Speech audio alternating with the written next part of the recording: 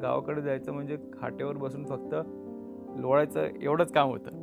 आता तेही करू शकत नाही, कारण प्रदूषण वाढलेलं आहे. 5 तारखेला दुर्दैव असं आहे की मेजॉरिटी हापूस हा कोकणातून येत नाही. म्हणजे जो खातोय तो कोकणातला नाहीच आहे. आता त्याच्यामध्ये मी जाणार नाही. वॉकिंगला जातो. आमच्या इथे एका ठिकाणी असा महापालिकेने बोर्ड लावलेला आहे, इथे कचरा टाकू नये, अन्यथा कायदेशीर कारवाई करण्यात येईल. आणि त्याच्या खाली कचऱ्याचा एवढा मोठा ढीग असतो. ही शहरातली परिस्थिती आहे.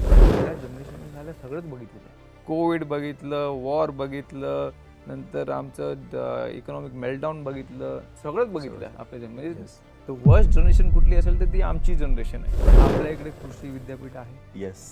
किती लोक कृषी विद्यापीठामध्ये जाऊन आम्ही पुढचं काय करू शकतो ह्याबद्दल माहिती घेतो. आज आपण आपल्याला सोशल मीडियावर आपण स्क्रोल करतो, कधी शासनाची वेबसाईट उघडून कधी क्वचितपणी बघितली असेल. ऑस्ट्रेलियामधली ज्यावेळेस मॅच सुरू असते तर ती एकदम भारी दिसते बघा, एकदम क्लीन दिसत असते. ती ग्रीनरी दिसते, तो प्लेअर दिसतो, बॉल बॅटवरती जाताना दिसतो, स्टेडियमच्या बाहेर जाताना दिसतो. पण आपल्या इथला नाही दिसत. तो कधीतरी नंतर दाखवतो फुटेज काढून, ते म्हणजे झूम करून वगैरे वगैरे. औद्योगिकरण आणलं तर पोल्युशन वाढणार, औद्योगिकरण नाही आणलं तर जॉब क्रिएशन कसं होणार. डेव्हलपमेंट आणि पोल्युशन त्याचं बॅलन्स कसं मेंटेन करायचं हा एक मोठा प्रश्न आहे. शहरीकरण वाढलं पण शहरातला कचरा ग्रामीण भागात गेला लागला. आज वर्षानुवर्ष गावं तर ओसाट झाली, पण त्याचबरोबर ती प्रदूषितसुद्धा झाली. क्वालिटी बेटर नसल्यामुळे हेल्थ इश्यूज होतात. हेल्थ इश्यू असल्यामुळे तुमच्या इकॉनॉमीवर बेनिफिट करतं, म्हणजे आपल्या खिशातलेच पैसे जातात. तेच करताना आपण तेवढ्याच सुट्ट्या आपल्या कामामध्ये जास्त होतात, तुमची एफिशियन्सी कमी होते. So this is a vicious cycle.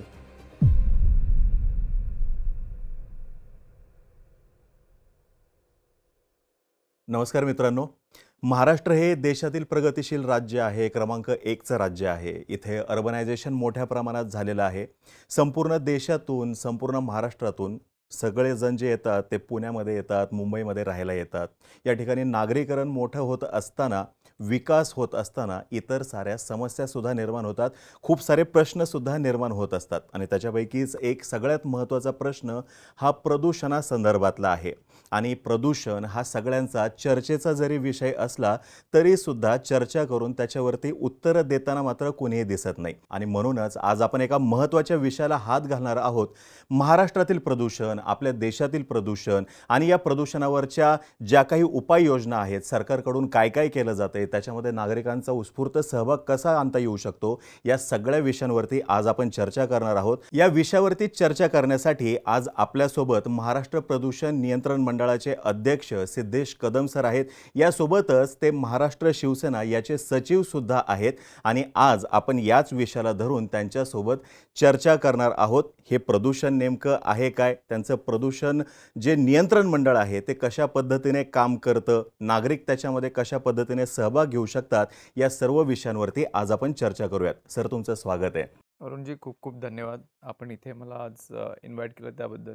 सर्वप्रथम सिद्धेश कदम सर नाही, दाढी पांढरी आहे पण वयाने अजून युवाच आहे. म्हणून युवांना प्रोत्साहन देण्यासाठी आज तुमच्या या बोलबिडूच्या प्लॅटफॉर्मवर आलेलो आहे. तुमचे जे व्ह्यूअर्स आहेत हे बहुतांश युवक आहेत, म्हणून बेसिकली यायच्या अगोदर जर मी डाय करत नाही, पण आजकाल ग्रे इज मोर वायझर अशी सिच्युएशन आहे, म्हणून आज दाढी ग्रे आहे. आणि डाएट केल्याने पोल्युशन पण होतं. Exactly, हा एक वेगळा विषय. exactly. म्हणजे Correct. स्वतः कृतीतून संदेश द्यायचा आहे आपल्याला, ते नाही Exactly. करायला. म्हणून सर नको, फक्त सिद्धेश म्हणाला तरी चालेल. ओके. सर, दोन वेगवेगळ्या विषयांवरती बोलायला मला आवडेल. म्हणजे एकतर तुम्ही शिवसेनेसाठीचे प्रवक्ते पण आहात, सचिव आहात, यासोबतच तुम्ही महाराष्ट्र प्रदूषण नियंत्रण मंडळाचे अध्यक्ष आहात. पहिली सुरुवात करूयात शिवसेनेचे सचिव असण्यापासून. सॉरी, मी पॉलिटिक्सकडे वळण्याच्या अगोदर तुम्ही जे सुरुवात केली, शहरीकरण जे होत आहे, येस, बेसिकली त्या बाबतीत थोडं मीच सुरुवात करतो इंटरव्ह्यूची. जस्ट आता लंच आम्ही करत होतो. लंचमध्ये आमची डिस्कशन काय होती, शहरीकरण आणि एका बाजूला जे आपले रुरल जे आहे, जे ग्रामीण भाग आहे, त्याच्यामध्ये डायव्हर्सिफिकेशन फार वाढलेलं आहे. इन टर्म्स ऑफ इकॉनॉमिक्स असेल, फायनान्शियल असेल किंवा लाईफस्टाईल असेल. तर बेसिकली ही चर्चा अशी सुरुवात झाली की कालच मी आणि खासदार श्रीकांत शिंदेजी, ते माझे मित्रसुद्धा आहेत, तर कुठेतरी त्यांना सुद्धा शेतीची आवड आहे. ओके. मला सुद्धा आत्ता शेतीची आवड झालेली आहे. तर मी कोकणामध्ये थोडी शेती करतो. ते तर फार वर्षापासून करतायत. तर हेतू त्याच्यामागे एवढाच होता, की आज आपण जर तिकडे शेती करायला परत सुरुवात केली, बरं. तर आपल्याला पाहून ॲटलीस्ट तिकडचे युवक जे स्थलांतरित झालेत शहरामध्ये, हं, हं, ते हं. परत कुठेतरी आपल्या गावाकडे वळतील. बिकॉज आज गावी गेलो, तर गाव ओसाड पडलेली आहे. म्हणजे कोकणातली अशी सिच्युएशन आहे. म्हणून तुम्ही जेव्हा सुरुवातच अशी केली, तर योगायोग असा, की आम्ही आता लंच करायला बसलेलो. त्या लंचमध्ये सुद्धा आमचं डिस्कशन तेच होतं. हं, हं, हं. म्हणून आमच्यासारख्या युवांचं सुद्धा ती जबाबदारी आहे, जे शहरात राहतात, हं, की हं. कुठेतरी आपण जे ग्रामीण भागातला जो युवक आहे, त्याच्या हाताला जर रोजगार त्याच ठिकाणी मिळाले, तर तो शहराकडे वळणार नाही. हं. आणि हे शहरीकरण आणि ग्रामीण भागात जे प्रदूषण होतंय, हे शहरीकरण वाढतंय त्याच्यामुळे प्रदूषण होतंय. आज आपल्याकडे कुठे तो बॅलन्स नाही आहे, की शहरीकरण वाढतंय. पण शहरीकरण वाढताना कोणीही पुढचा 20, 25, 50, 100 वर्षाचा विचार हा केलेला नव्हता. म्हणून हे आपल्याला जास्त त्रास सहन करावे लागतायत. पण कोणी हाही विचार केला नव्हता, की एवढं फास्ट शहरीकरण होईल. आपण पुण्याचाच विचार करा. कोणी विचार केला नव्हता, की पुणे हे एवढं फास्ट डेव्हलप होईल. पण ते होत गेलं. असं इतर शहरांची सुद्धा तीच गोष्ट आहे आणि त्याच अनुषंगाने जे ग्रामीण भागातले युवक आहेत, ते शहराकडे वळले. पण हे करताना आज ग्रामीण भागामध्येच जर तिकडे युवकांना रोजगाराची जर संधी मिळाली, ते नाही येणार शहराकडे. आज मला जर संधी मिळाली, 100% मी सुद्धा शहर सोडून गावात बसेन. बिकॉज माझं असं ओपिनियन आहे, की मी संतुष्ट आहे, मी कंटेंट आहे जे आहे ते. हं, हं, हं. म्हणून रात्री गेल्यावर एक चांगली झोप महत्त्वाची आहे. ओके. पण ते करताना ते 12 तास आम्ही जे काम करतो, प्रामाणिकपणे काम करतो. म्हणजे काहीतरी चांगलं करायचं आहे या हेतूने काम करतो. ओके. मग तिथूनच सुरुवात करूयात. मग आता तुम्ही हे एवढं सारं इंट्रोडक्शन जे दिलंत. तुम्ही बोलताना आता असं म्हणलात, की कोकणातली गावं जी आहेत ती ओस पडत चाललेली आहेत. म्हणजे अख्ख्या महाराष्ट्रातून इनफॅक्ट देशामधून सगळं ओघ कोकणामध्ये. थोडं जरी आभाळ आलं तरी प्रत्येकाला कोकणाकडे जायचं आहे. आता सुरू होईल तिकडचा सीझन जो आहे. कोकण आंबा, तिथला हापूस वगैरे ह्याच्यासाठी सुद्धा फेमस आहे. मग ही गावं ओस पडलेली आहेत, हे आत्ताच आहे. जुनं चित्र काय होतं कोकणातलं? तुम्ही कोकणातून येता बेसिकली. तर काय आठवतं जुनं आत्ताचं ह्याच्यात? अंगावर शहारे येत आहेत, जुनं चित्र विचार करतो हां. तेव्हा. बैठक घर होतं. बरं. पूर्ण मोठं कुटुंब सगळे एकत्र येते. मे महिन्यामध्ये महिनाभर आम्ही गावाकडे थांबायचो. तुम्ही म्हणालात की कोकणामध्ये हापूस हं. फेमस आहे. पण आजच्या तारखेला दुर्दैव असं आहे, की मेजॉरिटी हापूस हा कोकणातून येत नाही. ओके. हा दुसऱ्या राज्यातून येतो. म्हणजे हा जो शॉकिंग फॅक्ट जो आहे, हां. मेजॉरिटी हापूस आंबा जो कोकणातला आहे मूळ, हं, हं, हं. तो दुसऱ्या राज्यात बनतो आणि तिकडून एक्सपोर्ट होतो. अच्छा, म्हणजे जो खातोय तो कोकणातला नाहीच आहे. आता त्याच्यामध्ये मी जाणार नाही. ओके. पण आता आमच्या फार्ममध्ये जे आंबे होतात, हं, हं, हं. ते नक्कीच ते तिकडचे असतात. पण जसं तुम्ही म्हणालात, की जे आपण हापूस म्हणून खातो, ते खरंच म्हणजे हापूसच आहे. पण तो कोकणातला मातीतला आहे का? हा एक मोठा प्रश्नचिन्ह आहे. म्हणजे जे कोणी या फील्डमध्ये आहेत, या ट्रेडिंग बिझनेसमध्ये आहे, एक्सपोर्ट बिझनेसमध्ये त्यांना माहिती आहे मी कशाबद्दल बोलतोय, कुठल्या राज्याबद्दल बोलतोय आणि कोण who is the biggest exporter of Alfonso mangoes. पण आत्ता जेव्हा आपण गावाकडे जातो, गाव तसंच आहे, पण ओस पडलेले आहेत. पण जेव्हा कधी सणाच्या निमित्ताने सगळे लोकं जेव्हा येतात, तेव्हा युवांमध्ये कुठेतरी तो जोश दिसतो. युवांमध्ये कुठेतरी ती एक काळजी वाटते, की मला पण माझ्या गावासाठी काहीतरी करायचं आहे. तर तसं मी माझ्या स्तरावर जे शक्य आहे ते करतो. तसेच आमचे जे भावबंधू आहेत किंवा मित्र आहेत, ते त्यांच्या स्तरावर त्यांना जे शक्य आहे ते करतात. पण मागच्या काळात हेही दुर्दैव झालेले आहे. बिकॉज जेव्हा आम्ही जातो आठवड्यात 10 दिवसासाठी. तिकडून निघतो. मग 365 पैकी आज 300 दिवस हे गाव कोणाच्या हाती आपण सोपवतो, हा एक मोठा प्रश्नचिन्ह आहे. आज तिकडचं प्रशासन जे आहे, म्हणजे फक्त पूर्ण महाराष्ट्राचं बोलतो आणि कोकणामध्ये सुद्धा कुठे ना कुठे त्या काळातले जे कोण पुढारी होते किंवा जे कोण अधिकारी वर्ग होते, कोणीही एवढा विचार केला नाही की हे गावच्या गाव रिकामा होऊन जाईल. म्हणून त्याविषयी त्यांनी घनकचरा असेल किंवा मग सिवेज ट्रीटमेंट असेल, या गोष्टीवर कधी एवढं बारकाईने लक्ष दिलं नाही. हां, हां, हां. म्हणून आज जेव्हा आपण जातो किंवा तुम्ही पण पुणे शहरातून बाहेर पडलात, हायवेच्या दोन्ही कडेला तुम्हाला काय दिसतं? घनकचरा दिसतो. येस. तो ग्रामीण भाग आहे. तो कुठल्यातरी गावाची हद्द आहे. हं, हं. त्यांच्याकडे फॅसिलिटीज नाही आहे ट्रीट करायची किंवा मग प्रोसेस करायची. का होतं कोणी विचार केला नाही. आज जे प्लास्टिक आहे, आपले सिंगल यूज प्लास्टिक जे आहेत, ह्याला बाउंड्री नाही आहे. हं, हं, हं, ते हं. शहरापुरतं मर्यादित मर्यादित नाही नाहीये. आहे. खरं आहे. ते पूर्ण महाराष्ट्रामध्ये आहे. ते ग्रामीण भागामध्ये पण आहे, शहरामध्ये पण आहे. पण आज शहरामध्ये काही-काही ठिकाणी फॅसिलिटी आहे ते प्रोसेस करण्याची. ग्रामीण भागात फॅसिलिटीज नाही आहे. काय करणार? म्हणून शहरीकरण वाढलं, पण शहरातला कचरा हा ग्रामीण भागात गेला लागला.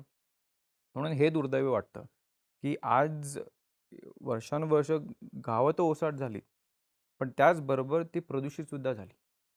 म्हणून मागच्या वेळेला जेव्हा मी आता गावी गेलो, त्यावेळेला मला जे अधिकार आहेत आज मंडळाचे अध्यक्ष म्हणून, तिकडचे CEO असेल, तिकडचे जिल्हा परिषदचे सदस्य CEO आहेत, त्याचबरोबर कलेक्टर आहेत. यांना त्वरित सूचना केलेल्या आहेत, की ज्या तुमच्या हद्दीत आहे. आता ग्रामीण भाग म्हटलं, की जिल्हा परिषद CEO येतात आणि कलेक्टर येतात. ह्यांची जबाबदारी येते. ते तुमच्याकडे तुम्ही काय उपाययोजना केलेल्या आहेत अजूनपर्यंत त्याचा मी आढावा मागितला आहे. हं, हं, हं, आणि जर त्यांनी काही उपाययोजना नसेल केल्या, तर मी मदत करायला तयार आहे. हं, मी हं, करू हं. सुद्धा शकतो आणि मी करणार, 100% करणार. बिकॉज माझं मंडळाचा अध्यक्ष म्हणून फक्त परवानगी देणं हे एकमेव काम नाही आहे किंवा मग कंपन्या बंद करणं हे एकमेव काम नाही आहे. कुठेतरी एक सोल्युशन फाइंडिंग आणि जर मी करून दाखवलं, की आज माझी जबाबदारी नाही आहे खरं म्हटलं तर, की त्या जसं मी म्हणलं जिल्हा परिषद CEO, कलेक्टर किंवा मग कुठली नगरपंचायत, नगरपालिका किंवा महानगरपालिका हे त्यांची जबाबदारी आहे. पण मी एक प्राथमिक स्तरावर करून दाखवलं, की हे शक्य आहे.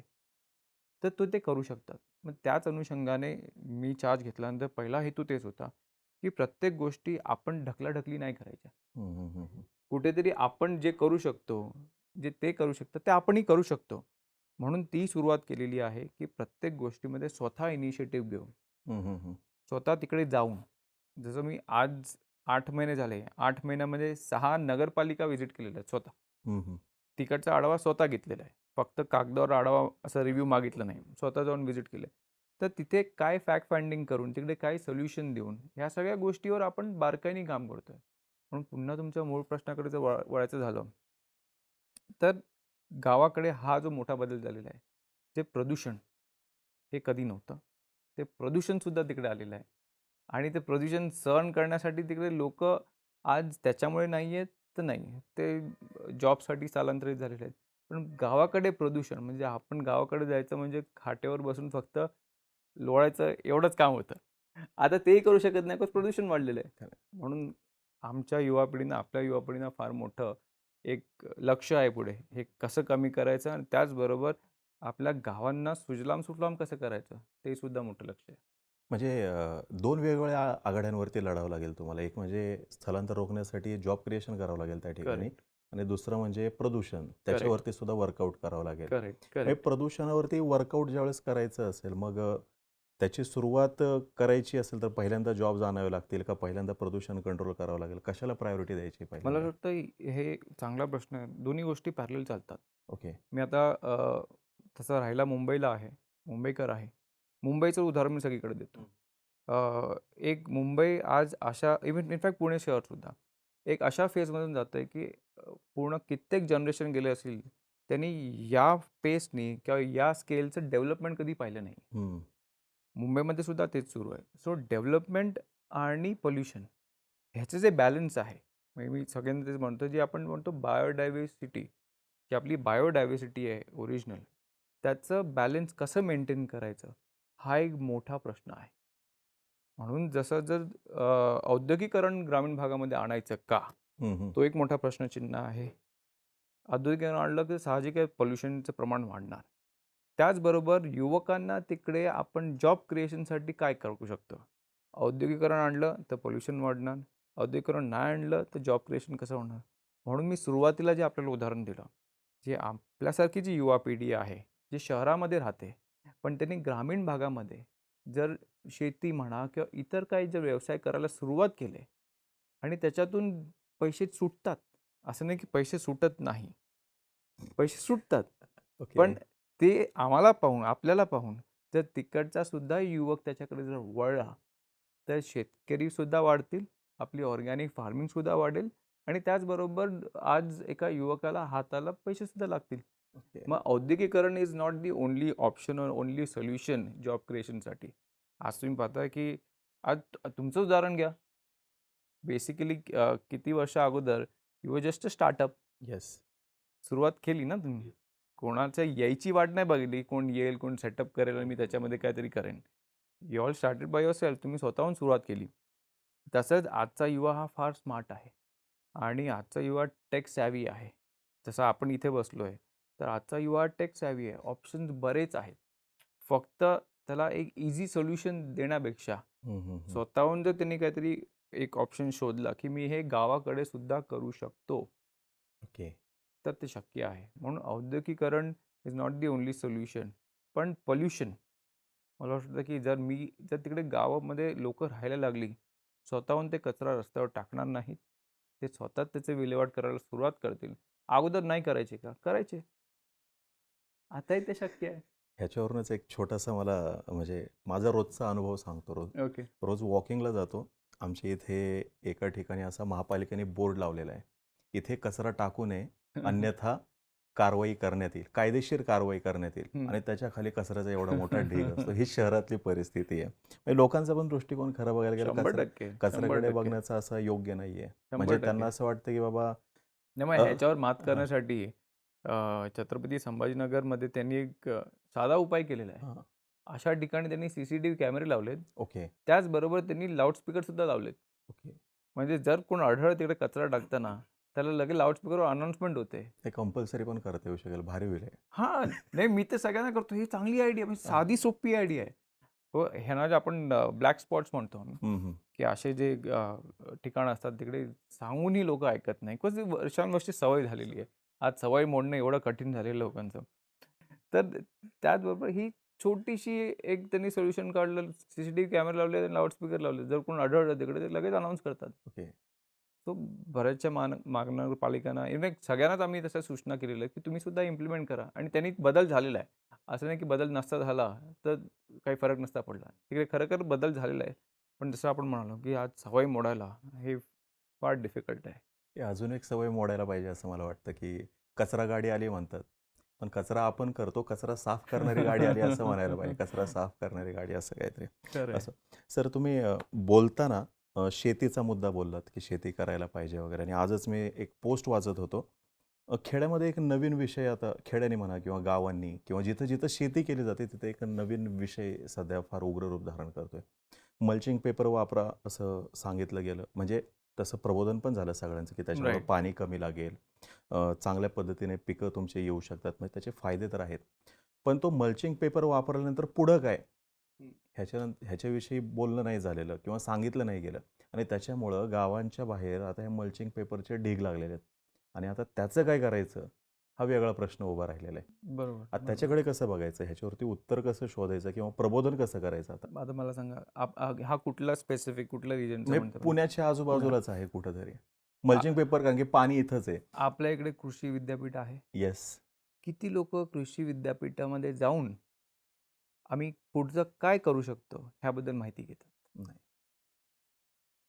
तीच एक अडचण. तोही आमचा विषयला आज शासन म्हणून शासनाने सगळे सोल्युशन दिलेले आहेत.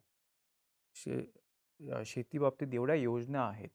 केंद्र शासनाच्या आहेत, राज्य शासनाच्या आहेत. फक्त आज आपण आपल्याला सोशल मीडियावर आपण स्क्रोल करतो. कधी शासनाची वेबसाईट उघडून कधी क्वचित कोणी बघितली असेल. तर जसं पुण्याचं उदाहरण दिलं आहे ना कृषी विद्यापीठ. का जर आपण त्याच्यामध्ये पुढाकार घेऊन आपण स्वतःहून मला पुढे काय करायचं आहे? स्वतःहून पुढाकार घेऊन स्वतःहून काही गोष्टी केल्या पाहिजेत. तर हा जरी विषय असला, हा एक माझा बघण्याचा दृष्टिकोन आहे. पण हा जो मल्चिंग पेपरचा विषय जो आहे, तर नक्कीच आज ते एक ऑर्गॅनिक मॅटर आहे. हं. It is not a inorganic matter. ते प्लास्टिक नाही आहे. ऑर्गॅनिक मॅटर आहे. ओके. ऑर्गॅनिक मॅटरमध्ये आपण त्याला अजून बेटर करू शकतो हे 100% आहे. माझं मत आहे. पण त्याच्याहून जाऊन मल्चिंग पेपरचा सुद्धा अनेक अजून सुद्धा त्याचे हे आहेत, ऑप्शन्स आहेत. हं, हं, हं. ते आपण त्याच्यामध्ये इम्प्लिमेंट करू शकतो. तर मला असं वाटतं आपण स्वतःहून जर थोडा रिसर्च करावा. म्हणजे जसं मी सुरुवातीलाच म्हणालो, की आपल्या प्लॅटफॉर्मच्या मार्फत आपण एक फक्त डायरेक्शन देऊ शकतो. येस. सगळी उत्तरं काय एका प्लॅटफॉर्मवर नाही देऊ शकत. त्या प्लॅटफॉर्मवरच जाऊन तुम्हाला ती उत्तरं भेटतील. हं, हं, हं. तर ह्या संदर्भात सुद्धा आय थिंक आपण त्या प्लॅटफॉर्मवर जाऊन किंवा त्या डिपार्टमेंटशी निगडीत जर आपण स्वतःहून जाऊन पुढाकार घेतला तर 100% त्याची सगळी उत्तरं मिळतील आपल्याला. ओके. म्हणजे जनतेने थोडंसं उत्तरदायी होणं अपेक्षित, अकाउंटेबल होणं अपेक्षित आहे 100% सगळ्यांनी थोडं आता. नाही, भरपूर. ओके. सर, 2 वेगवेगळ्या भूमिका आहेत तुमच्या. एक शिवसेना पक्षाची एक तुमची भूमिका आहे आणि दुसरं जे आहे महाराष्ट्र प्रदूषण नियंत्रण मंडळाचे अध्यक्ष म्हणून. मग शिवसेनेमधून महाराष्ट्र प्रदूषण नियंत्रण मंडळाचा अध्यक्ष हे होत असताना पहिलं काम तुम्ही काय सुरू केलं? कशाला हात घातला? कोणत्या मुद्द्याला हात घातला? कारण की खूप साऱ्या जणांना माहिती नाही आहे हे प्रदूषण नियंत्रण मंडळ नेमकं आहे काय? हे काय काम करतं? कशा पद्धतीने काम करतं? इथे बसणारा माणूस जो कोणी असेल, जो कोणी पदाधिकारी आहे, तो नेमका काय काम करतो? कोण आहे? ह्याच्याविषयी जास्त नाही माहिती. म्हणजे ग्लोरिफाय केलेलं पद नाही, जास्त ह्याच्याकडे बघत नाही कोणी. महत्त्वाचा विषय आहे खरं बघायला गेलं तर फार, पण तरीसुद्धा त्याच्याकडे बघितलं जात नाही. तुम्ही कोणतं काम केलं? कशी सुरुवात केली? नाही, खरं म्हणजे आज एक पक्षाचा पदाधिकारी म्हणून अ, पहिली जबाबदारी एवढी आहे की जनतेची सेवा करावी. ओके. तर जसं मी सुरुवातीला म्हणो की आमचं जनरेशन कुठे ना कुठे we are content with what we have. Ambitious आहेत. We are ambitious. ॲम्बिशन नसेल तर आम्ही मग घरी बसणार. तसं काही होणार नाही. तो आमचं पक्षाचा पदाधिकारी म्हणून जनतेला काय पाहिजे? जनतेला आपण बेटर फ्युचर आणि बेटर प्रेझेंट हे कसं देऊ शकतो? हं, हं, हं. त्या अनुषंगानेच विचार केला. म्हणून जेव्हा मला आदरणीय शिंदेसाहेबांनी जेव्हा ही जबाबदारी दिली, तेव्हा मी सिंपल विचार केला. आज माझी मुलगी 5 वर्षाची आहे. ओके. तिचं करंट प्रेझेंट मी बेटर कसं करू शकतो आणि तिचं फ्युचर बेटर कसं करू शकतो. त्या अनुषंगाने बोर्डाच्या सुद्धा वाटचाली ऑनेस्टली मी सुरू केल्या. म्हणजे एक साधं उदाहरण देतो, की आपण म्हणजे लहानपणी आम्ही मुंबईला राहिलो. आम्ही चौपाटी बघितलेली आहे, जुहू बीच बघितलेली आहे, गोराई बीच बघितलेली आहे. आम्ही त्याचं एक्सप्लॉयटेशनसुद्धा ह्या तिन्ही हं, हं, बीचेसचं हं, बघितलेली आहे. हं. त्याचबरोबर ह्या तिन्ही बीचेसचं आम्ही ब्युटिफिकेशनसुद्धा पाहिलेलं आहे. बीचेस क्लीन झाले. पण समुद्रातलं पाणी हे वर्षानुवर्ष काळंच होत गेलं, ब्रॅकिश होत गेलं. तर एक फार फेच स्वप्न आहे, की कधीतरी हे पाणी आपण हिरवं, निळं बघू शकतो का? म्हणजे त्या अँगलनी म्हणजे जेव्हा मी मंडळाचा अध्यक्षसुद्धा नव्हतो, म्हणजे तेव्हापासून माझं हे स्वप्न आहे, की हे व्हाय इज इट नॉट पॉसिबल? अगोदर होतं. आज कोकणातलं पाणीसुद्धा, आज गोव्यातलं समुद्रातलं पाणीसुद्धा हे ग्रीन आहे, ब्लू आहे. समुद्र, समुद्र आहे. येस. मग हे का नाही आहे? मग त्याच्यामध्ये खोलामध्ये जाऊन अभ्यास करू. आत्ता नाही, अगोदरच केलेला आहे. म्हणून आल्या-आल्या ओके. मंडळामध्ये चार्ज घेतल्या-घेतल्या पहिली मीटिंग जर कुठली घेतली असेल, तर मुंबई महानगरपालिकेची मी मीटिंग घेतली. त्याच्यामध्ये सोल्युशन, की हे का नाही आणि अजूनपर्यंत का नाही झालं? त्या अनुषंगाने वाटचाली सुरू का नाही झालं त्याच्यामध्ये मी जाणार नाही. कसं आता करून घेणं हे माझं माझं कर्तव्य आहे आणि ते करणं, 100% करणं. त्याचबरोबर मिठी नदी. आज तुम्ही म्हणालात, की थेम्स रिव्हर किंवा ॲम्स्टरडॅमची रिव्हर हे आपण पाहतो. पण जर आपण भूतकाळात जाऊन बघितले, त्या नदींची अवस्था पण कधी ना कधी मिठीसारखीच होती. तर ते करू शकले, आपण का नाही करू शकलो? तर त्याच अनुषंगाने पुढचं प्लॅनिंग आहे. त्याच अनुषंगाने पावलंसुद्धा उचललेली आहेत. म्हणून तुमचा जो प्रश्न होता, की आज बोर्डामध्ये नक्की आम्ही करतो काय? हं, हं, हं. तर गमतीचा भाग असा, बिकॉज मी आलो, तर बेसिकली एक पॉलिटिकल अपॉइंटी हं. माझ्या अगोदर हे फार पूर्वी होते आणि ह्याच्या अगोदर सगळे म्हणजे अधिकारी वर्ग होते. सो अधिकारी वर्ग कुठे ना कुठे त्यांचं ग्राउंडशी कनेक्शन नसतं. हं, हं, हं. पण जसं मी म्हणालो, की एक पक्षाचा कार्यकर्ता म्हणून मी ग्राउंडशी कनेक्टेड आहे.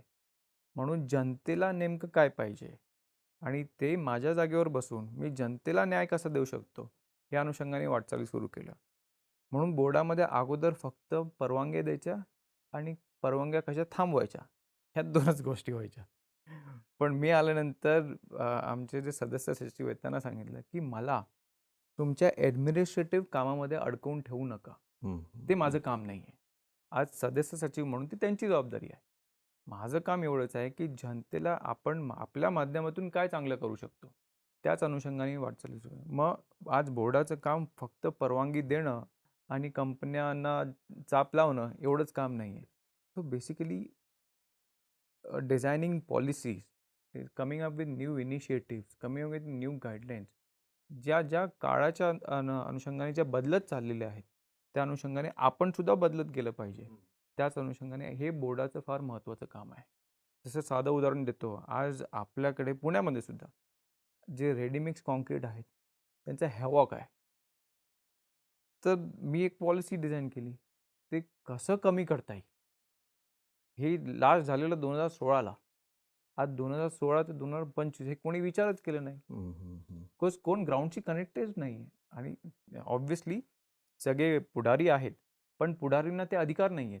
पण आज मी ग्राउंडला कनेक्टेड आहे आणि मला ते अधिकार आहेत ती पॉलिसी ड्राफ्ट करण्याची. ऑब्व्हियसली विथ एक्सपर्ट ओपिनियन्स ती पॉलिसी ड्राफ्ट केली आणि या पुढच्या आठवड्यात आपण नवीन पॉलिसी MMRमध्ये ऑलरेडी आम्ही ती आउट केलेली आहे. Okay. पण आता पूर्ण महाराष्ट्रासाठी आपण एक पॉलिसी तीच इम्प्लिमेंट करायला सांगतोय की ज्या अनुषंगाने हे जे रेडीमिक्स कॉन्क्रीटचे जे प्लांट्स आहेत, म्हणजे एखादी 4 बिल्डिंग आहेत, 4 बिल्डिंगच्या मध्ये तो रेडीमिक्स कॉन्क्रीटचा प्लांट आहे, हो, अशी सुद्धा सिच्युएशन आहे. आहे. तर कुठे ना कुठे तो जनतेला त्रास होतोच. तर हे सगळे इनिशिएटिव्ह, अशा सगळ्या पॉलिसीज ह्याच्यावर सगळं काम करतो. आता तुमच्या आपल्याच पुण्यामध्ये अजून एक महत्त्वाचा विषय आहे, तो होता स्मशानभूमीचा. तो एक महत्त्वाचा घटक. आता अनेक असे तसंच मुंबईमध्ये सुद्धा आहे. पण कोणी त्याच्यामध्ये कधी लक्ष दिलंच नाही. शेवटी त्याच्यातून नाही म्हटलं तरी प्रॅक्टिकली विचार केला तर पोल्युशन होतंच त्याच्यातून. होतं. चिमणीमधून धूरच येतो शेवटी.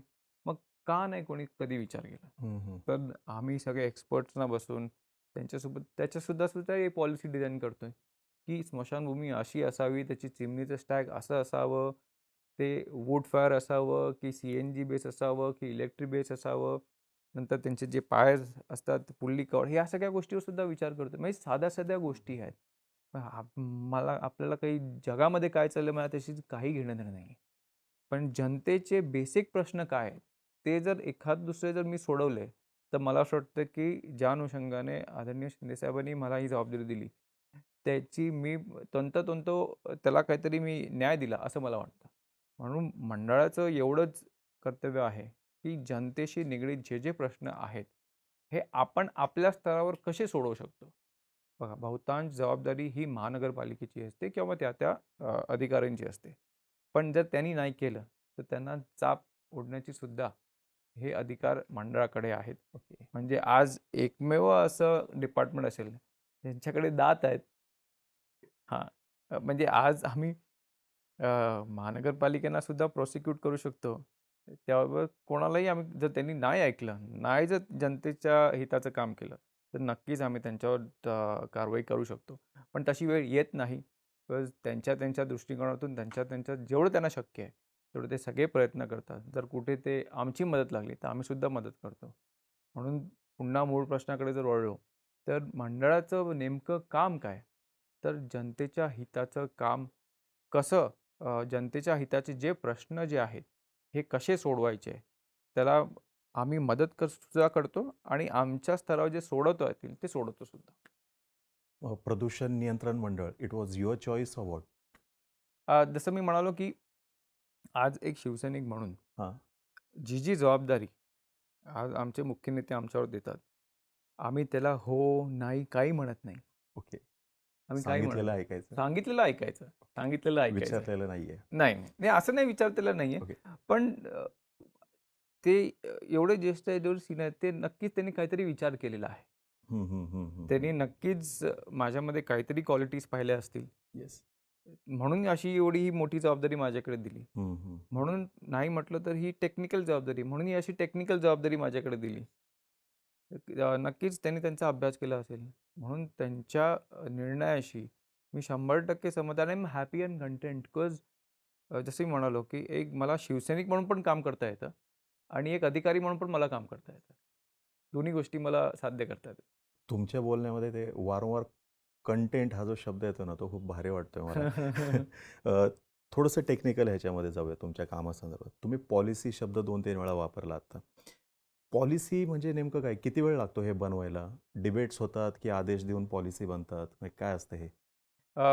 बेसिकली पॉलिसीमध्ये डिबेट्स होत नाही आणि हां. आदेश देऊन तर कधीही पॉलिसी ओके. होत हां, नाही. हां. तर जसं मी RMCचं उदाहरण दिलं.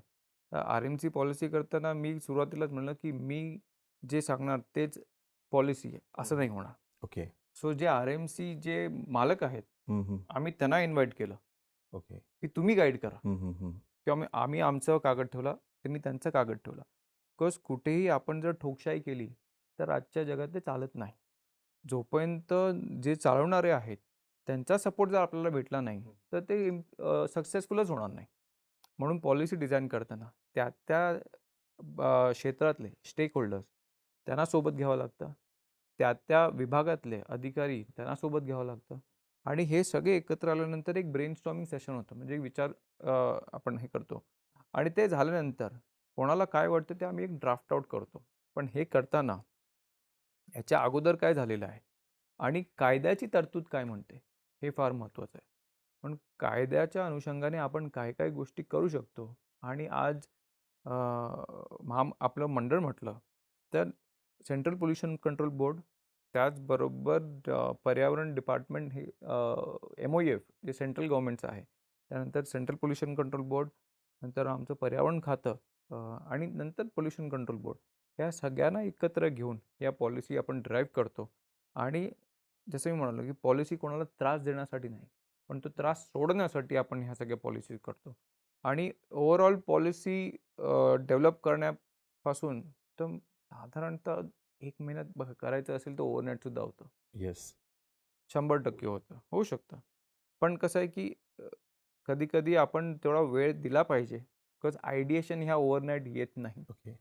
नवीन आयडियाज असतील किंवा मग नवीन गोष्टी ह्या ओव्हरनाईट कधी होत नाही आणि इम्प्लिमेंटसुद्धा होत नाही. म्हणून ह्या सगळ्यांना एकत्र एका टेबलवर आणण्यासाठी साधारणतः 1 महिना period is more than enough to come up with a new policy. And once you release the policy everybody has to accept it. Everybody has to accept it. Okay. Everybody आपण ऑब्व्हियसली त्यांना time frame देतो. Because लोकांना adjust करायला वेळ लागतो. 1 महिना, 2 महिने, 3 महिने, जसं RMCमध्ये आम्ही त्यांना 3 महिन्याचा पिरियड दिलेला होता. त्याच्यामध्ये बऱ्याचशा गोष्टी त्यांना बदल करायच्या होत्या. तर एक वेळ देतो आपण. मग विदिन 3 मंथ्स ही पॉलिसी हे होईल, सुरू होईल. मग ज्यांनी त्या पॉलिसीचं अजून इम्प्लिमेंट केलं नाही आहे त्यांच्यावर आम्ही कारवाई करायला सुद्धा सुरुवात केली. तर आम्ही तुम्हाला वेळ दिलेला, तुम्ही त्या वेळेत पेपरमध्ये येतं भरपूर. पेपरमध्ये येतं. येस, येस, येतं, येतं. Yes, yes. कंपन्यांसंदर्भातलं खूप सारं येतं. खरंय, खरंय, खरंय. सर, प्रदूषण म्हणल्यानंतर आपण एअर पोल्युशनविषयी बोलतो. वॉटर पोल्युशन तुम्ही ब्रॅकिश वॉटर म्हणलात, जे ग्रीनिश दिसायला पाहिजे, ब्लूइश Correct, दिसायला पाहिजे. ह्याच्यासोबतच इतरही अजून प्रदूषणाचे वेगवेगळे प्रकार आहेत. मग ह्याच्यामध्ये प्रायोरिटाईज करत असताना म्हणजे समस्या किती मोठी आहे हे बघून प्रायोरिटाईज करता, की गरज किती आहे सध्या, लगेच कोणतं आहे करायचं आहे, प्रेझेंटचा विचार करतो का फ्युचरचा विचार करतो? आय थिंक आजच्या तारखेला प्रायोरिटी ह्या सगळ्याच प्रायोरिटी आहेत. बिकॉज ह्याच्या अगोदर कोणी बेसिकली म्हणजे कोणालाही दोष नाही देत. हं. पण त्या वेळेला जी गरज होती त्या सरकारने केलं, त्या अधिकाऱ्यांनी केलं. That time treating sewage water was not the priority. Yes. Right now it is the priority and it is the top most priority. आणि जर एअर पोल्युशन बाबतीत म्हटलं तर ही जी डेव्हलपमेंट जी आता एका झटक्यामध्ये सुरू आहे, ही जर फेज वाईज मॅनरमध्ये झाली असती तर कदाचित हा त्रास झाला नसता. म्हणून ह्याच्या अगोदरचे जे 15, 20, 25 वर्षा अगोदर जे कोण सरकार होते, हे जर त्यावेळेला प्लॅनिंग झालं असतं, फेज वाईज डेव्हलपमेंट झालं असतं तर हे नसतं झालं. म्हणून आपल्याला सगळं कामं एकत्र करतोय. At a time. At a time करतोय, ॲट अ टाइम एवढं डस्ट पोल्युशन वाढतंय. म्हणून बेसिकली आम्ही जेव्हा मित्र सगळे बसतो, आम्ही ते बघतोय आपल्या जनरेशनने झालं सगळंच बघितलेलं आहे. लिटरली सगळं बघितलं आहे. कोविड बघितलं, वॉर बघितलं, नंतर आमचं इकॉनॉमिक मेल्टडाऊन बघितलं, सगळंच बघितलं आहे आपल्या म्हणजे येस. द वर्स्ट जनरेशन कुठली असेल तर ती आमची जनरेशन आहे, आपली जनरेशन आहे. म्हणजे struggling, we are literally strugglers. म्हणजे कधी कुठली गोष्ट सोपी मिळाली नाही आणि पण दॅट इज अ गुड, एक लर्निंग कर्व आहे. तर basically priority is everything right now. Because कुठे ना कुठे हे इकॉनॉमिकला हॅम्पर करतं. आज ट्रीटेड वॉटर नसल्यामुळे, पाण्याची क्वालिटी चांगली नसल्यामुळे हेल्थ इश्यूज होतात. एअर क्वालिटी बेटर नसल्यामुळे हेल्थ इश्यूज होतात. हेल्थ इश्यू असल्यामुळे तुमच्या इकॉनॉमीवर बेनिफिट करतं, म्हणजे आपल्या खिशातलेच पैसे जातात. तेच करताना आपण तेवढ्याच सुट्ट्या आपल्या कामामध्ये जास्त होतात, तुमची एफिशियन्सी कमी होते. So it's is a vicious cycle. Sir, ह्याच्यामध्ये आहे ना एक फार महत्त्वाचा मुद्दा आला मला असं वाटतं, ते आपण वॉटरविषयी बोलत होतो म्हणजे वॉटरविषयी जास्त चर्चा होते, एअरविषयी पण होते, दोघांचेच होते, पण बाकीचे अजून एवढे ग्लोरिफाय झालेले विषय नाही आहेत. पण वॉटरकडे येऊयात आपण. तर ज्यावेळेस आता हे पुण्याविषयी आपण खूप सारं बोललो, तुमच्या उत्तरामध्ये पण पुणं खूप वेळा होतं. पुण्यापासून अजून थोडंसं पुढं गेलं सोलापूर जिल्हा लागतो. तिथं उजनी धरण आहे. उजनी धरणातलं पाणी पुण्यातल्या नद्या सगळ्या त्या उजनी धरणाकडे जातात आणि त्याच्याविषयी चर्चा खूप साऱ्या झालेल्या आहेत. म्हणजे हात धुण्याच्या पण लायकीचं पाणी नाही असं खूप वेळा बोललं जातं आणि तिकडचा भाजीपाला सगळा परत इथे येतोय किंवा इथून अजून पलीकडे जातो. ही फार मोठी समस्या आहे आणि ह्याच्यावरती मला वाटतं लाँग टर्म खूप काम करावं लागेल.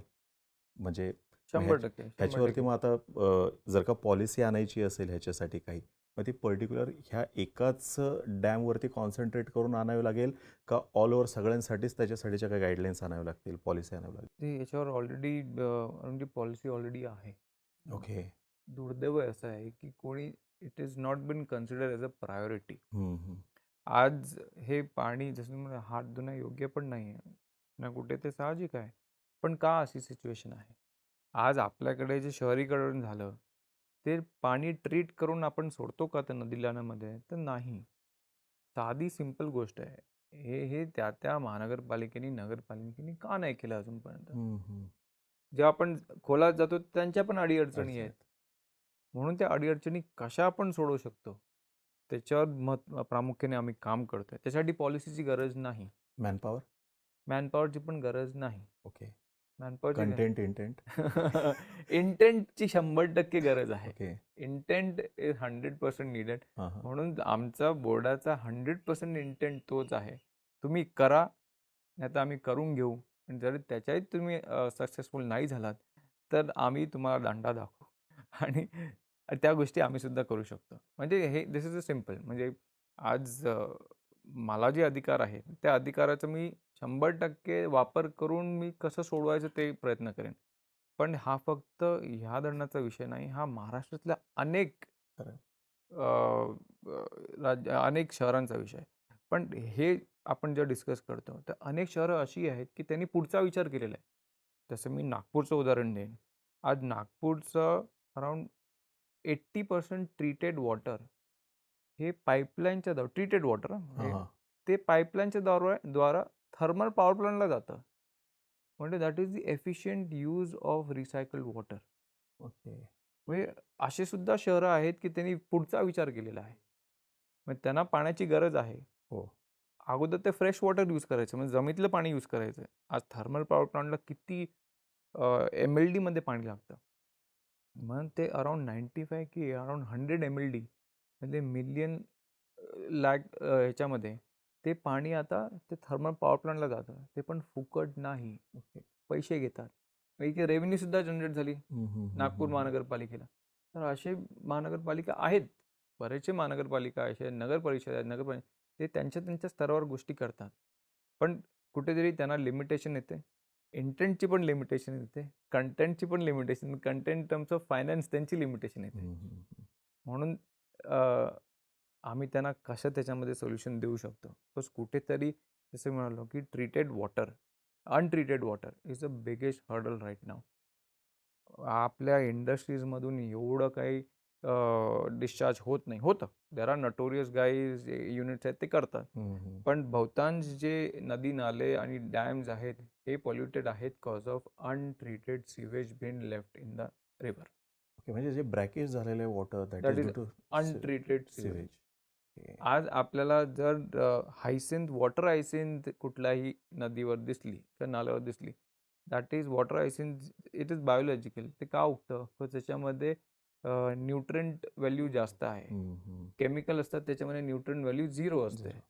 म्हणून ते का उगतं? तर त्याच्यामध्ये सीवेज जास्त आहे. हं. म्हणून अनट्रीटेड सीवेज हे जेव्हा जे सोडलं जातंय, that is the only root cause. आणि त्याच्यामध्ये जे आजार होत आहेत, that is another root cause. महापालिकेची जबाबदारी म्हणजे शहरामध्ये जास्त 100% महापालिकेची 100% जबाबदारी. 100% शहरामध्ये महापालिकेची जबाबदारी आहे. ग्रामीण भागामध्ये त्या ठिकाणचे जे आता बऱ्याचशा ठिकाणी गावाकडे अगोदर STP नव्हते, सोकपीट होते. ते सुद्धा आहेत.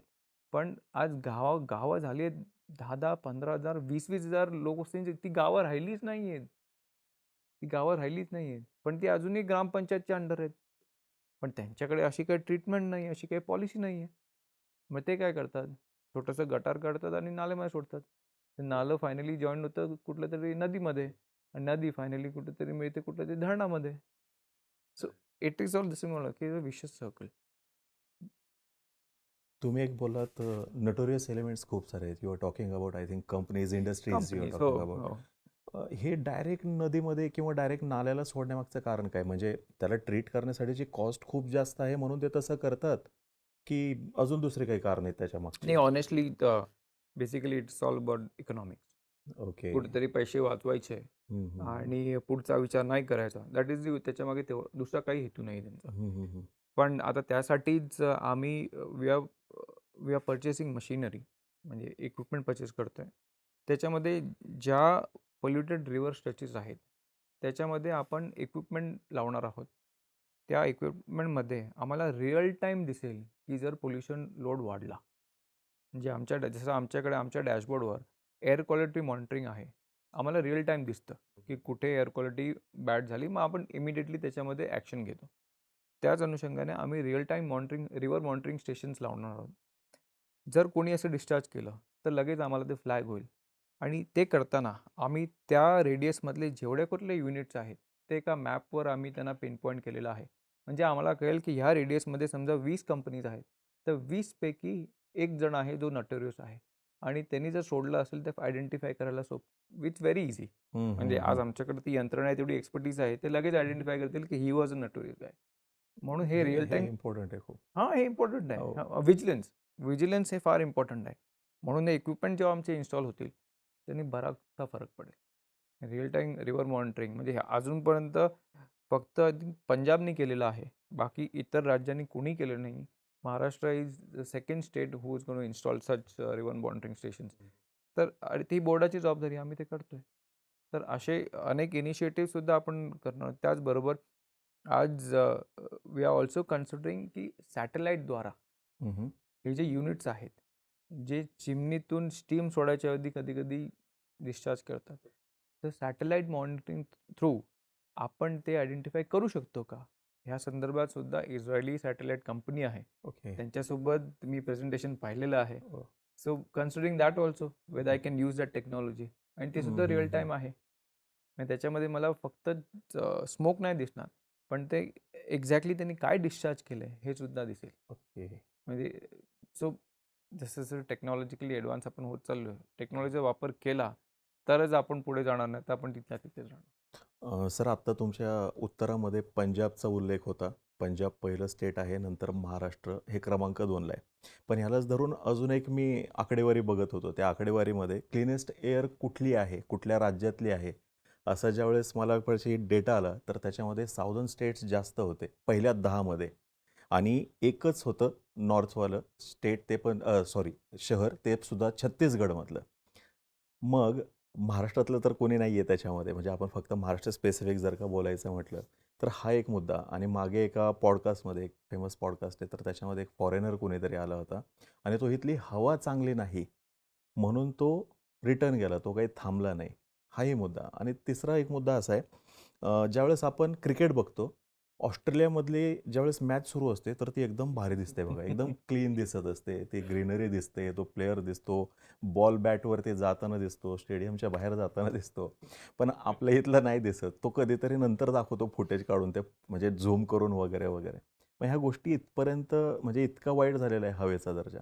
आणि आपल्याला ते दिसत नाही आहे बरं का. म्हणजे जोपर्यंत हे अनुभव समोर येत नाही आहेत आणि विचार करायला, म्हणजे सिरियसली त्याच मुद्द्याला धरून विचार करत बसत नाही, तोपर्यंत ते लक्षात येत नाही आहे. मग हा मुद्दा आता सोडवायचा कसा?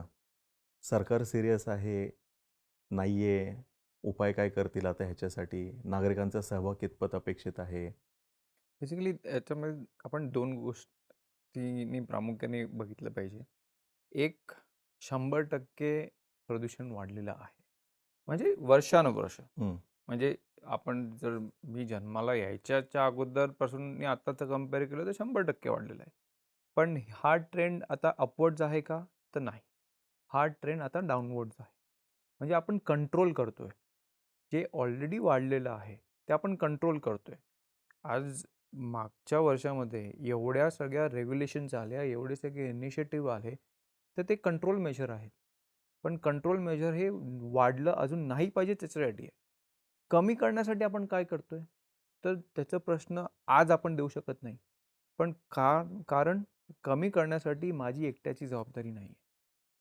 ह्याच्यामध्ये मला आपल्याला सगळ्यांचा सहभाग लागणार आहे. हम्म. आज आपण म्हणजे सिंपल उदाहरण, सगळ्यांच्या घरी आज एक गाडी नाही आहे. नाही नाही म्हटलं तरी ऑन अँड ॲव्हरेज 2 गाड्या आहेत. घरामध्ये 2 गाड्या आहेत. राहणारे व्यक्ती असतात 2 की 3 किंवा 4. एका वेळेला सगळ्या गाड्या बाहेर असतात. हम्म, हम्म, हम्म. पब्लिक ट्रान्सपोर्ट किती यूज करतो आपण? तुम्ही सुरुवातीला म्हणा तुम्ही वॉक करता. आज तुम्ही वॉक करता as a form of exercise. हम्म, हम्म. वॉक करत तुम्ही कधी कामावर गेलात का? वॉक करत तुम्ही कुठल्या मीटिंगला गेलात का? तर नाही. सो बेसिकली मी नाही म्हणत की मी ते करतो. मी सुद्धा ते करत नाही. बिकॉज वेळ माझ्यापासूनच मला कुठेतरी सुरुवात करावी लागेल. त्याचबरोबर आज जो सिंगल यूज प्लास्टिकचा जो वापर आहे, हे आपल्या राज्यामध्ये बॅन आहे 100%. हम्म. तर आपण कुठेतरी स्वतःहून ती सुरुवात केली का? प्लास्टिकच्या बॉटल नाही यूज करायच्या किंवा मग प्लास्टिकचे कंटेनर्स नाही यूज करायचे, प्लास्टिकच्या कॅरी बॅग नाही यूज करायच्या. हे सगळे इनिशिएटिव्ह आज मी उपदेश देणारा कोण नाही जर मी ते करत नसेल तर. पण ह्या सगळ्या गोष्टी मी प्रामाणिकपणे पाळतो. आज माझा डब्बा हा घरातून येतो. इनफॅक्ट मी जरी कुठे पार्सल जरी घ्यायला पाठवलं, तर मी रिकामा डब्बा पाठवतो. माझ्या माझ्या ऑफिस बॉय किंवा माझ्या ड्रायव्हरसोबत, की "बा तू डब्बा घेऊन जा आणि त्या डब्यातून माझं जेवण घेऊन ये. हम्म. तू तिकडचं कंटेनर नको घेऊन येऊ." बिकॉज एकतर ते बॅन आहे. प्लस मला नाही यूज करायचं. मी माझा ग्लासचा मस्त डब्बा आहे बायकोने दिलेला. तो घेऊन जा, त्याच्यात सॅलड घेऊन ये. त्याचबरोबर बॉटलसुद्धा माझी काचेची बॉटल आहे. ती घेऊन फिरतो. Making conscious effort. हम्म. इथे यायच्या अगोदर नाही, अगोदरपासूनच. म्हणून आपल्या सगळ्यांनी मिळून जर तो कॉन्शियस एफर्ट घेतला, तर कलेक्टिव्हलीच तो रिझल्ट दिसेल आणि कलेक्टिव्हलीच प्रदूषणाचं प्रमाण कमी होईल. त्याचबरोबर आज सरकारसुद्धा ह्या सगळ्या गोष्टी आम्ही का करू शकतोय? तर सरकारमधून जर सपोर्ट मिळतो, की नाही एवढे वर्ष ह्या गोष्टीचं दुर्लक्ष झालेलं, कुठेतरी त्याला आता चालना मिळाली आहे, तर ते सरकारच्या सपोर्टशिवाय होऊ शकत नाही. हम्म. मग ते केंद्र सरकार असो किंवा मग राज्य सरकार. आपल्या सगळ्यांना कल्पना असेल, की जेव्हा आदरणीय पंतप्रधान मोदीजींनी जेव्हा झाडू हातात घेतलेली, सगळे विरोधक त्यांच्यावर हसत होते. पण त्याचं परिणाम हे पूर्ण देशामध्ये झालेला. आज स्वच्छ भारत अभियान हे पूर्ण देशामध्ये आजही एका शाळेतल्या मुलाला विचारलं स्वच्छ भारत अभियान काय आहे? तर तो सांगेल. म्हणजे एवढा इम्पॅक्ट त्याच्यावर झालेला आहे. पण ही कंटिन्यूअस प्रोसेस आहे. म्हणजे आपल्या देशातले पंतप्रधान ह्या बाबतीत किती सीरियस आहेत, ह्याच्यावरून आपल्याला कळतं. आणि त्याचबरोबर आपण दरवर्षी 5 जून पर्यावरण दिन म्हणून साजरा करतो. एक दिवस असतो, दुसरा दिवस कित्येक लोकं विसरतात. तर हे कुठेतरी नाही झालं पाहिजे. एक गोष्ट आठवली जसं आय थिंक 2 दिवस अगोदर जेव्हा मी माझ्या मुलीला शाळेतून पिकअप केलं. तिला मी सहज विचारलं, की "आज तू शाळेत स्पेशल काय केलं?" तर हॉनेस्टली तिचं उत्तर म्हणजे हे मी I am not making up आपलं इंटरव्ह्यू म्हणून. तिचं म्हणणं ती बोलली, की "डॅडी आज आम्ही सीडलिंग्स टाकले. आम्ही झाडं लावली." हम्म. So that was a special thing.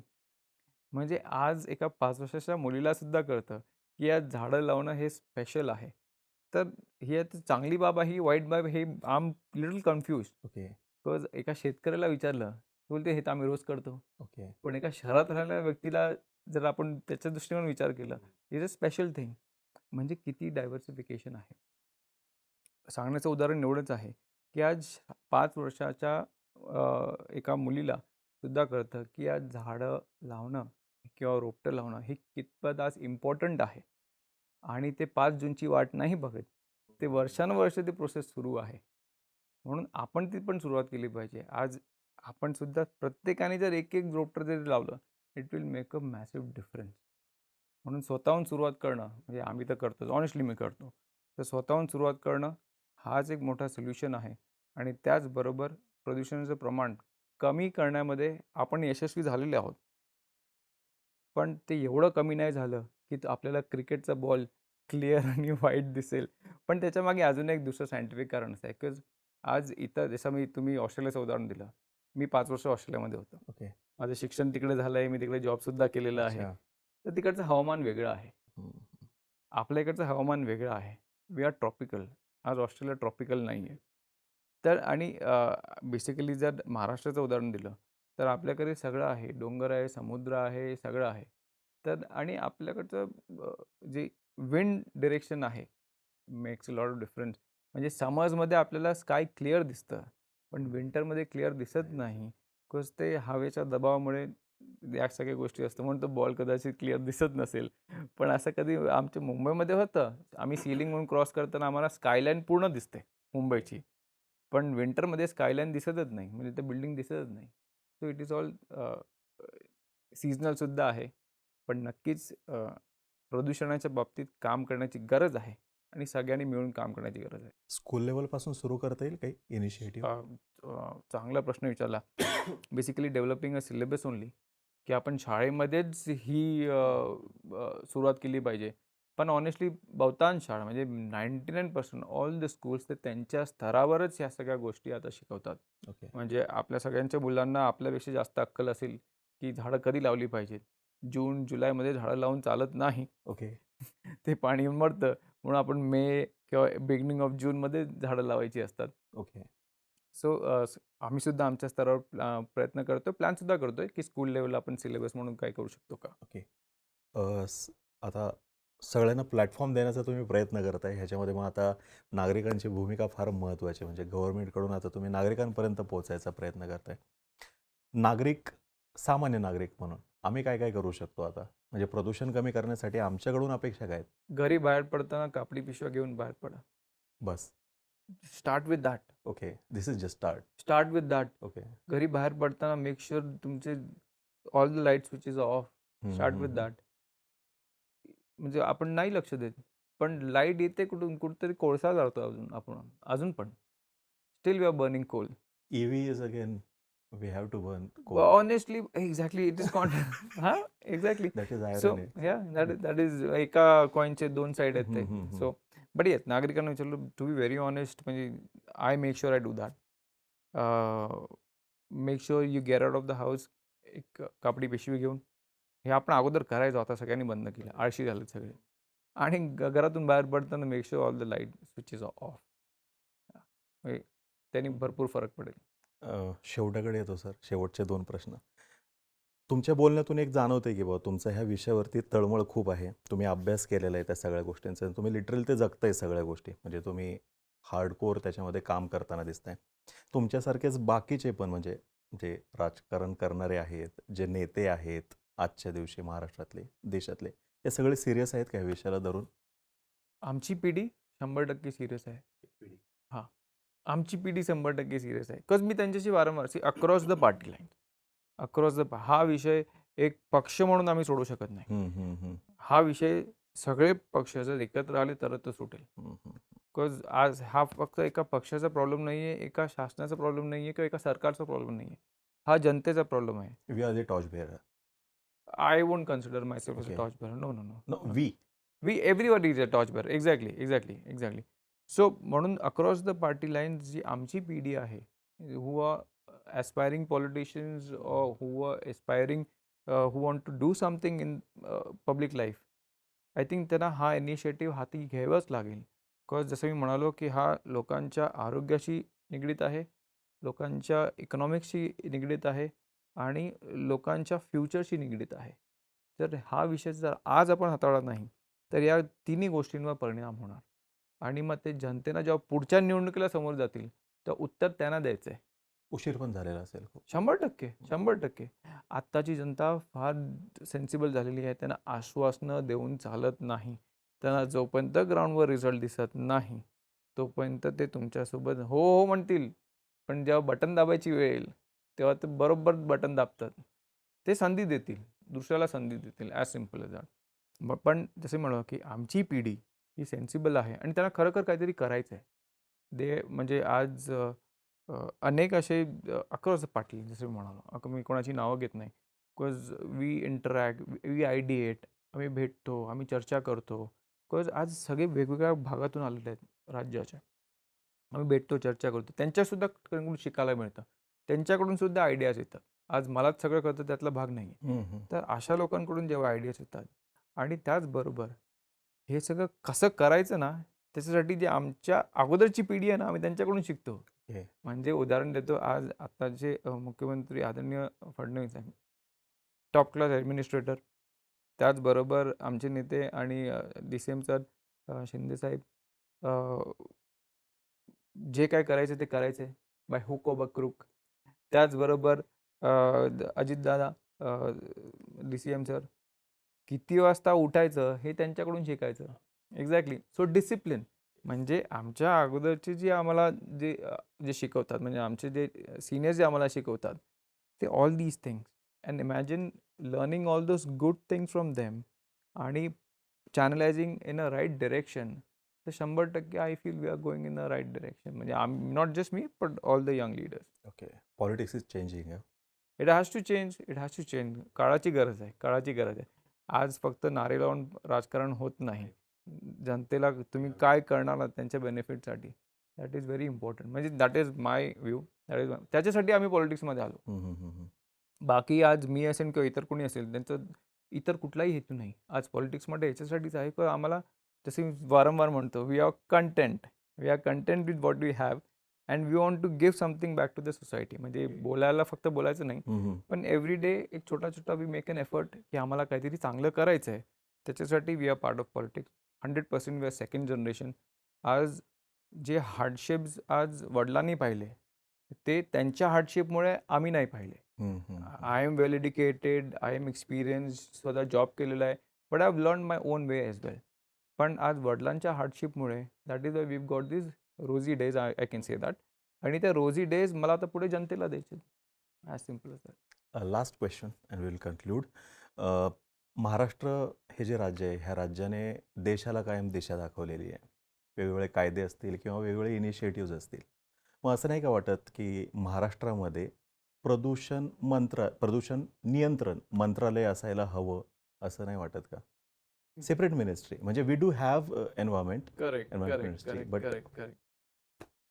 But आज जे प्रदूषण नियंत्रण मंडळ म्हणून आम्ही जे काम करतोय, नक्कीच त्याच्यामध्ये आम्हाला काहीतरी लिमिटेशन्स आहेत. बिकॉज आम्हाला एक वॉटर ॲक्ट आहे, तो फॉलो करावा लागतो.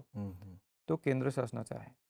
पण नक्कीच एक स्वतंत्र, जर ह्याच्यासाठी जर आपण एक बॉडी करता आली, मग ते मंत्रालय असो किंवा मग दुसरं बोर्ड असो किंवा कॉर्पोरेशन असो किंवा काही असो, आणि जर त्यांना अधिकार देण्यात आले जे आम्हाला अधिकार आहेत, तर 100% ह्या गोष्टी सहजासहजी 50% सोप्या होतील. म्हणजे ऑलरेडी आम्ही सुद्धा तो विचार करतो. आज मंडळ म्हणून आमचे सुद्धा लिमिटेशन्स येतात, बरेच लिमिटेशन येतात. Because we are working following an act. Act is basically law. आज लॉला आपण बायपास करू शकत नाही. पण जर अधिकार दुसऱ्यामार्फत जर मिळायचे असतील, तर आय थिंक तुम्ही जो प्रश्न विचारला, आणि ते शक्यसुद्धा आहे, ते होणं शक्यसुद्धा आहे, आणि बऱ्याचशा गोष्टी त्यांनी सोप्यासुद्धा होतील. म्हणजे आज जे आपण अकाउंटेबिलिटी महानगरपालिका किंवा ग्रामपंचायती ह्यांच्यावर टाकतो, ती अकाउंटेबिलिटी त्या इंडिव्हिज्युअल एका बॉडीची येईल.